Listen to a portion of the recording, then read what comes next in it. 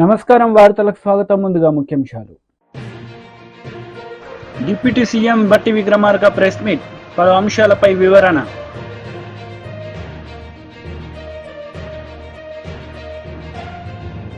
మాజీ మంత్రి Srinivas Goud press meet, ఇరు పార్టీలపై ఫైర్.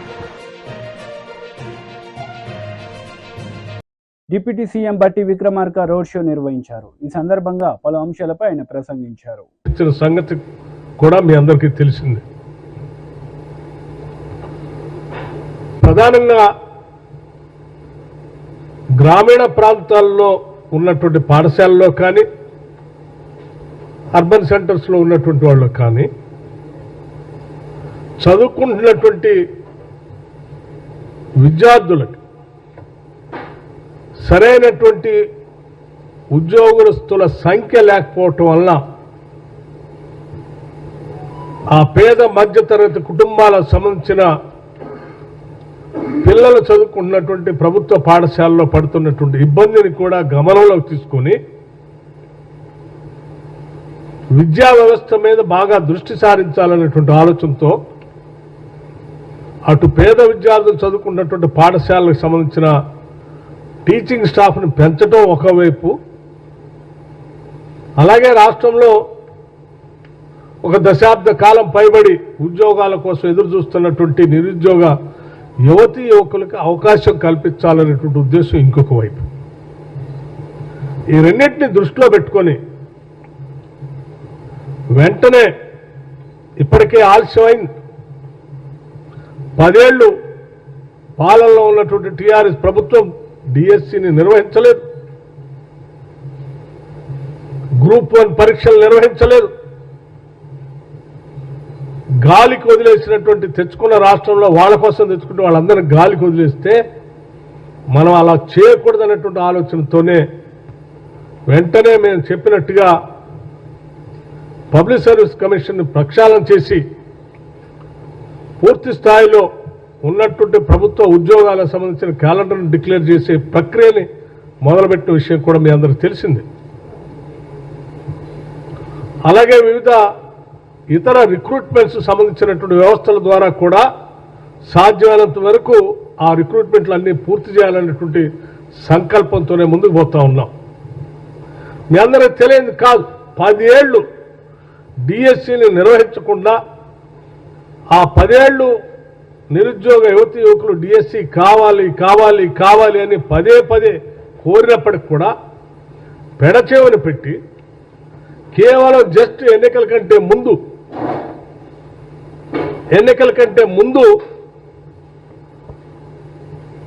6/9/2023 నాడు ఉపాధ్యాయుల కోసం ఒక ప్రకటన చేయటం జరిగింది. అర్హులైనటువంటి అభ్యర్థుల నుంచి 29/2023, 28/10/2023 వరకు 1,77,527 అభ్యర్థులు దరఖాస్తులు ప్రకటనిస్తే చేసుకోవటం జరిగింది. కానీ ఎన్నికలు సమీపించాయి, అది ముందే తెలిసినటువంటి మాటే. సాధారణ ఎన్నికలు ఎప్పుడు వస్తాయో కూడా తెలిసినటువంటి విషయాన్ని దృష్టిలో అందరికీ తెలుసు. అయినప్పటికి కూడా 10 ఏళ్ళు నియమించకుండా ఆ టైంలో ప్రకటన చేసి కావాలని తాత్సారం చేసి వదిలేస్తే కూడా మనం అలాగే వదిలేయకూడదని చెప్పి మేము అధికారంలోకి వచ్చిన మరుక్షణమే దీని మీద బీజేపీ లీడర్ మీడియా సమావేశం నిర్వహించారు. ఈ సందర్భంగా పలు అంశాలపై ఆయన మాట్లాడారు. ప్రియాంక గాంధీ ఢిల్లీలో పెట్టుకుందా, రాహుల్ గాంధీ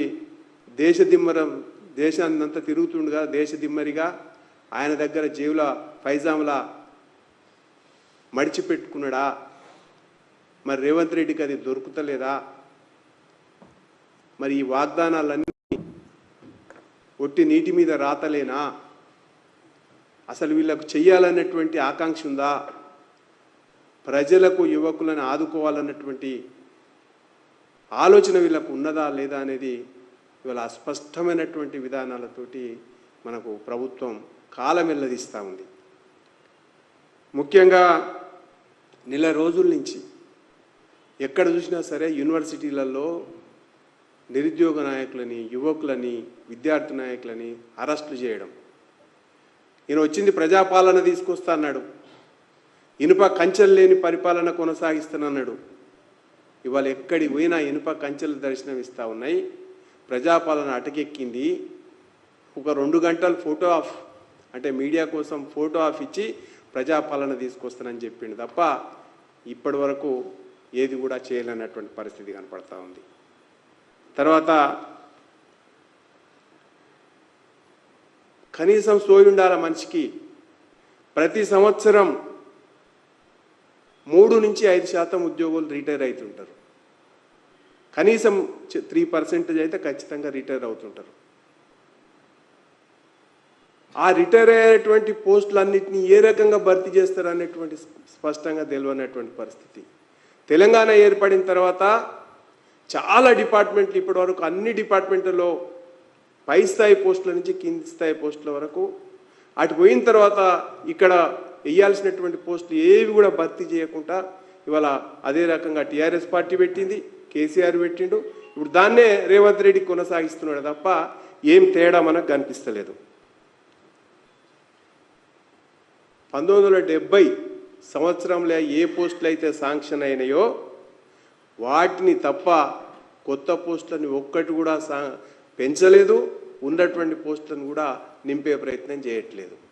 కాబట్టి తెలంగాణ రావడం వల్ల నిరుద్యోగులకు ఏమొరిగిందని చెప్పేసి కేసీఆర్ని తిట్టిండ్రు. ఇప్పుడు రేవంత్ రెడ్డిని అదే రకంగా మనం అనాల్సినటువంటి పరిస్థితి కనపడతా ఉంది. తర్వాత ఆలోచన చేస్తే ఇవాళ నుంచి ఇవాళటి వరకు ఆలోచన చేసుకుంటే నిరుద్యోగ సమస్య గురించి, లేకపోతే ఈ గ్రూప్ 1 గ్రూప్ 2 పోస్టుల గురించి, మెగా డిఎస్సి గురించి నువ్వు ప్రజాపాలన కొనసాగిస్తున్నావు కదా, నిరుద్యోగ యువజన సంఘాలతోటి, విద్యార్థి సంఘాలతోటి ఎందుకు మాట్లాడతలేవు? మాట్లాడవచ్చు కదా, వాళ్ళ బాధలేంది, వాళ్ళ సాధక బాధకలు ఏంది అన్నటువంటి విషయంలో చర్చించడానికి నీకు దమ్ము లేదా? ఎందుకు భయపడుతున్నావు అని చెప్పేసి బీజేపీగా మేము ప్రశ్నిస్తూ ఉన్నాం. ఇప్పటి వరకు కనీసం ఒక అఖిలపక్ష మీటింగ్ అన్న సోయలేనటువంటి పరిస్థితి కనపడతా ఉంది. అఖిలపక్ష మీటింగ్ పెట్టి ఎందుకు ఈ రకంగా జరుగుతూ ఉంది, ఏం చేద్దామని ఆలోచన చేయొచ్చు కదా, అది కూడా నువ్వు చేయలేనటువంటి పరిస్థితి మనకు కనపడతా ఉంది. తర్వాత కేసీఆర్ ఏదైతే పెద్ద తప్పు చేసిండో ఈయనకు 2 అంతలా తప్పు చేస్తూ ఉన్నాడు. కేసీఆర్ ఎక్కడ పోతే అక్కడ అరెస్టులు చేపించేసి ప్రతిపక్ష నాయకులని అరెస్టు చేసేసి హౌస్ అరెస్టులు చేసేటువంటి పరిస్థితి ఉంటుండే. ఇవాళ రేవంత్ రెడ్డి ఏ ఊరికి పోయినా కానీ ముందు అరెస్టులు తప్పనిసరి అయినాయి. దానికి ఉదాహరణకు నిన్న కల్లుగీత కార్మికుల కోసం అబ్దుల్లాపూర్ మెట్ రంగారెడ్డి జిల్లాకు పోతే భువనగిరి జిల్లా ప్రతిపక్ష నాయకులందరినీ అరెస్టు చేయించారు. దానికి అరెస్టుకు అర్థమే ఉంది. హౌస్ అరెస్టుల యొక్క ఎందుకు హౌస్ అరెస్టులు చేపిస్తా ఉన్నావు? నీకు ఎందుకు ఇంత 7 నెలల పరిపాలనే ఇంత ఇన్సెక్యూరిటీగా ఎందుకు ఫీల్ అవుతా ఉన్నావు? పరిపాలన చేతగా కానా, లేకపోతే నీ పాలన సరిగ్గా లేదని చెప్పేసి ప్రజలు అసహించుకుంటున్నారా? దీని ఒకసారి అర్థం చేసుకోవాలి, నువ్వు ఎందుకు చేస్తున్నావు అనేటువంటి విషయంలో. మాజీ మంత్రి శ్రీనివాస్ గౌడ్ ప్రెస్ మీట్ నిర్వహించారు. ఈ సందర్భంగా పలు అంశాలపై ఆయన మాట్లాడారు. గత ప్రభుత్వం తయారు చేయించింది మేము ఇస్తున్నాం అనే మాట కూడా అనలేదు. సరే, అది మీకే వదిలిపెడతా ఉన్నాం. లూనాలకు కూడా లూనాలు ఇవ్వాలని చెప్పి ప్రపోజల్ కూడా ఉంది. దానికి సంబంధించినటువంటి బీసీ కార్పొరేషన్ నుంచి నిధులు కేటాయించడానికి కూడా బడ్జెట్ కూడా ఉంది. ఆ వెహికల్ నమూనా కూడా తయారు చేయించినాం. మరి మీరు మోపెడ్స్ ఇస్తామన్నారు ప్రతి కార్మికునికి, మరి ఎప్పటి లోపల ఇస్తారు అది కూడా మీరు ప్రకటించాల్సిన అవసరం ఉంది. సర్దార్ సర్వాయి పాపన్న జిల్లాగా జనగాం జిల్లాకు ప్రకటిస్తామని అన్నారు. మరి ఇంతవరకు నిన్న మాట్లాడతారనుకున్నాం. గౌడ్లకు సంబంధించిన కార్యక్రమం కనుక మరి ఆ ప్రకటన వస్తుంది అనుకున్నాం. మరి ఆ ప్రకటన ఇంతవరకు ఇవ్వలేదు. సర్వాయి పాపన్న విగ్రహాన్ని ట్యాంక్ బండ్ మీద నిలబడడానికి గవర్నమెంట్ జీవో కూడా విడుదల చేసినాం. 3 కోట్ల నిధులు కూడా జీవో ఇష్యూ చేసినాం ట్యాంక్ బండ్ దగ్గర. ఆ ప్లేస్ కూడా adjacent of lake Sagar park lake పక్కల, దాని అడ్జసెంట్లో పక్కనే ఉన్నటువంటి ప్లేస్తో పాటుగా 3 కోట్ల విధులు కూడా విడుదల చేయడం జరిగింది. మరి వచ్చే నెల సర్వే పాపన్న జయంతి ఉంది కనుక ఆ జయంతిని కూడా 70 ఏళ్ళు పోరాటం చేస్తే కూడా ఇవ్వలేదు. జయంతి ఉత్సవాలను, వర్ధంతి ఉత్సవాలు అధికారికంగా చేయాలని చెప్పని 2049/29/10/22 ప్రకారం జీవో ఇష్యూ చేయడం జరిగింది. మరి అధికారికంగా ఘనంగా నిర్వహించాల్సిన అవసరం ఉంది. పోయినసారి చేయలేదు. ఈ జీవో పర్మనెంట్గా ప్రతి సంవత్సరం చేయాలని మేము ఇచ్చిన జీవో.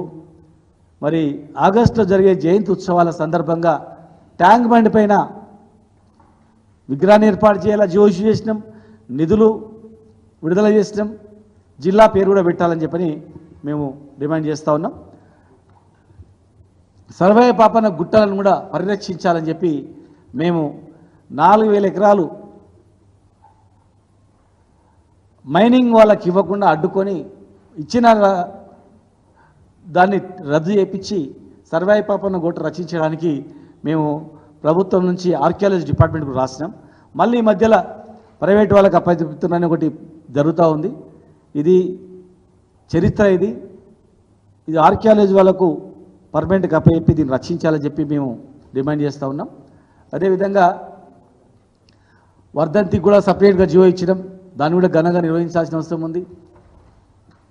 నీరా కేంద్రాన్ని ఏర్పాటు చేసినాం, నీరా కేఫ్ని ఏర్పాటు చేసినాం. దాంతో పాటుగా బై ప్రోడక్ట్స్ గురించి కూడా నిన్న మాట్లాడడం జరిగింది అక్కడ ఉన్నటువంటి సంబంధించిన మంత్రి గారు. మరి దానికి సంబంధించినటువంటి నీరా జీవో ఇష్యూ చేసినాం. నీరా అమ్మాలన్నా గీయాలన్నా ఈ గౌడ వృత్తికే సంబంధించింది కనుక వేరే వాళ్ళు చేయొద్దు అని చెప్పి జీవో ఇష్యూ చేసినాం. దేశంలో ఎక్కడ లేనటువంటి నీరా కేంద్రాన్ని హైదరాబాద్ నడిగడ్డ మీద ఏర్పాటు చేసినాం. ప్రతి జిల్లా కేంద్రాల్లో కూడా ఉండాలని చెప్పి ప్రతిపాదన ఉంది. దయచేసి మీరు ప్రతి జిల్లా కేంద్రంలో నీరా కేంద్రాలు ఏర్పాటు చేయాలా. బై ప్రోడక్ట్స్ కూడా ఇక్కడ బెల్లం తయారీ కేంద్రం పెట్టినాం ట్యాంక్ బండ్ దగ్గర. బెల్లం, షుగరు ఇవన్నీ కూడా మధుమేహ వ్యాధికి చాలా ఉపయోగపడుతుందని చెప్పి శాస్త్రవేత్తలు కూడా చెప్పడం జరిగింది. మరి ఆ బై ప్రోడక్ట్స్ ఆల్రెడీ తయారవుతున్నాయి. ఆ తయారవుతున్న దాన్ని మార్కెటింగ్ చేయాలి. సర్వేల్లో, ముడ్విన్లో, చార్కొండలో, తర్వాత సిరికొండలో, సంగారెడ్డి వైసీపీ లీడర్ మీడియా సమావేశం నిర్వహించారు. ఈ సందర్భంగా పలు అంశాలపై ఆయన మాట్లాడారు. మరి ఎలక్షన్ అయిన తర్వాత కార్యకర్తల మీద, అమాయకుల మీద కొట్టడం,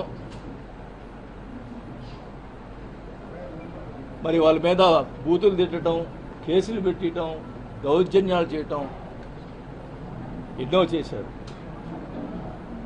మీ అందరూ తెలుసు. మురళిని కానీ వీళ్ళందరినీ ఎలా కొట్టారో, కానీ వాళ్ళ మీద కేసులు పెట్టడం కూడా, సరైన కేసులు పెట్టడం కూడా లేదు. అంటే పోలీసులు వన్ సైడ్గా చేశారు. మా మీద ఆ రోజు మురళి ప్రెస్ మీట్ పెట్టా అని చెప్పి కొట్టారంట. నేను అధికారంలో ఉన్నప్పుడు, మంత్రిగా ఉన్నప్పుడు కూడా బోల్డ్ మంది ప్రెస్ మీట్లు పెట్టారు. టీడీపీ వాళ్ళు ఇష్టం వచ్చినట్టు మాట్లాడారు. అంటే ఇప్పుడు వాళ్ళు ఇష్టం మాట్లాడినప్పుడు మేము కూడా ఆ రోజు చర్య తీసుకుంటే ఏమయ్యేవాళ్ళు? మాకు చేత కాకనా? అంటే ఏంటి మీ ఉద్దేశం? ఈ రకంగా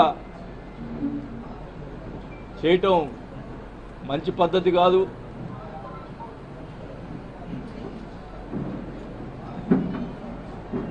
నేనైతే వాస్తవానికి ఎందుకులే మనకి ఈ రాజకీయాలు ఇంకా వద్దు అనుకునే పరిస్థితిలో మీరే నన్ను మళ్ళా తీసుకొచ్చారు రాజకీయాలకి, ఈ ప్రతిపక్షాలను కూడా ఈ సభాముఖంగా తెలియజేసుకుంటా ఉన్నా. నేను వదిలిపెట్టను ఒంగోలుని. ఖచ్చితంగా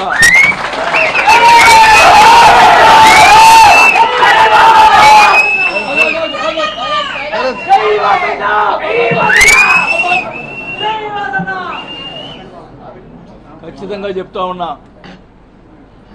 నీకేమన్నా దమ్ము ధైర్యం ఉంటే నా మీద పగ తీసుకో, మామూలు కార్యకర్తల మీద కాదు. మేము తిరగబెడతాం. మా వాళ్ళు ఎక్కువ తక్కువేం కాదు. నేను మధ్యలో వస్తే గొడవలు ఎక్కువ అవుతాయని చెప్పి మధ్యలో రాలా. కానీ మీరు మీ చర్యలు చాలా దుర్మార్గంగా ఉన్నాయి. ఒక ఆయన ఏమో ఫ్లెక్సీలు వేస్తాడు, చోటాగాడు పారిపోయాడు, అబ్బా కొడుకులు పారిపోయారు, వాళ్ళ చేత ఫ్లెక్సీలు వేపించి ఇచ్చేస్తూ ఉన్నారు. ఒక ఆయనతోటి, ఒక జనసేన నాయకుడితోటి జనసేన పార్టీలో చేరతాడంట అని ఆయన చేత మాట్లాడిస్తాడు. ఆయనకి అవినీతి పరుడు, అవినీతిలు ఇవి ఉన్నాయి, మా పార్టీ అంతా అవినీతి పరుడు పార్టీ కాదు, మరి ఎట్లా చేస్తాడు? వైసీపీ లీడర్ మెరుగు నాగార్జున మీడియా సమావేశం నిర్వహించారు. ఈ సందర్భంగా పలు అంశాలపై ఆయన వివరణ ఇచ్చారు. వారు మాట్లాడిన ప్రతి అంశం వారికి సంబంధించినవిగానే ఉన్నాయి. దశాబ్దాల కొద్ది దోపిడీకి పాల్పడిన వారు, మోడస్ ఆపరేటివ్లో వ్యవస్థలను చేజెక్కించుకున్న వాళ్ళు, వ్యవస్థిగత కబ్జాలు పాల్పడేటువంటి వారికి సంబంధించినవే ఈరోజు పూర్తిగా కనిపిస్తూ ఉన్నాయి. ఆయనే ఈరోజు మళ్ళీ నీతులు చెప్తా ఉన్నాడు. చూస్తూ ఉంటే చాలా నవ్వేస్తూ ఉంది. గంటల తరబడి శ్వేతపత్రాన్ని విడుదల చేస్తున్నాడు చంద్రబాబు నాయుడు గారు. చివరికి ఒక్క ఆధారం కూడా చూపలేకపోయాడు. వారి ఆస్థాన మీడియాలో వచ్చినవి, వాళ్ళ సోషల్ మీడియాలో నడిపినటువంటి వార్తలే శ్వేతపత్రాల్లోని అంశాలుగా రిలీజ్ చేయటం ఎంత దుర్లభమైనటువంటి పరిస్థితి ఉందో అర్థం చేసుకోవాలా. నేను చెప్పిన విషయాలు రికార్డులో లేవని, మాకెవరో చెప్పిన సమాచారం మాకు ఇస్తున్నామని, వాస్తవాలు మరి ఎగ్జిబిట్ చేయలేమని చెప్పి చివరికి మా అధికారులు కూడా కంపెల్ చేయలేకపోతున్నారని స్వయానా ముఖ్యమంత్రి గారే చెప్పటం ఈ శ్వేతపత్రాల అసలు రంగు బట్టబయలైంది.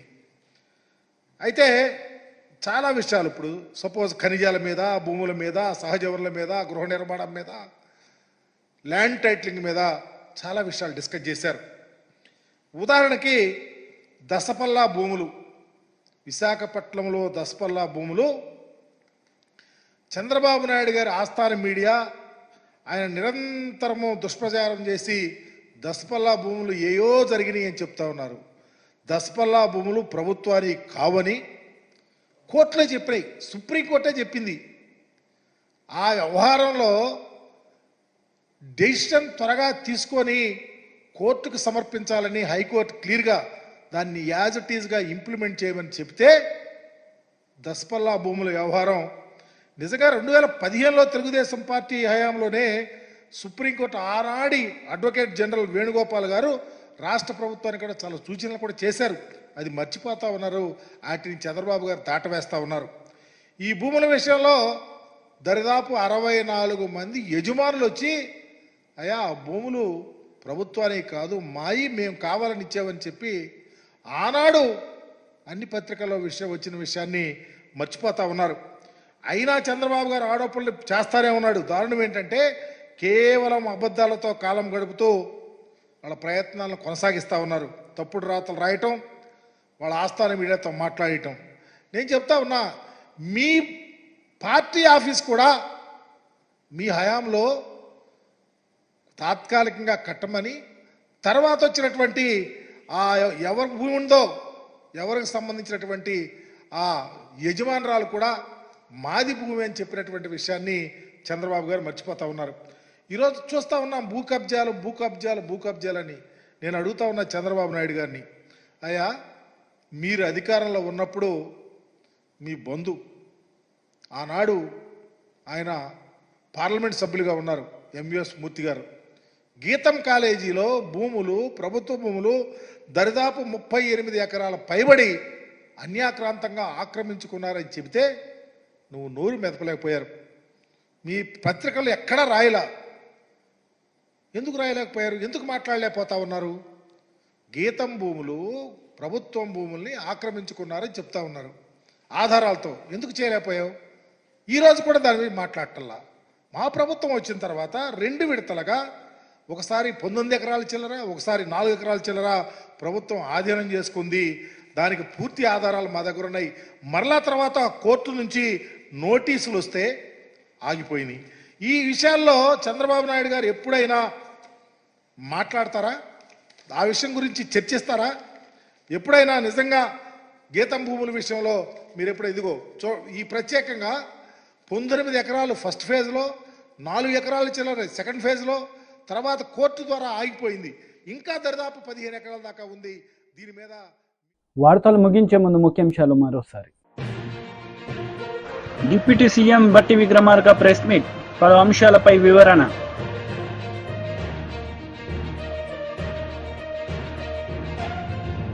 మాజీ మంత్రి శ్రీనివాస్ గౌడ్ ప్రెస్ మీట్, ఇరు పార్టీలపై ఫైర్. ఈ వార్తలు ఇంతటితో సమాప్తం. తిరిగి ప్రసారమయ్యే వార్తల్లో మళ్ళీ కలుద్దాం. అంతవరకు సెలవు. నమస్తే.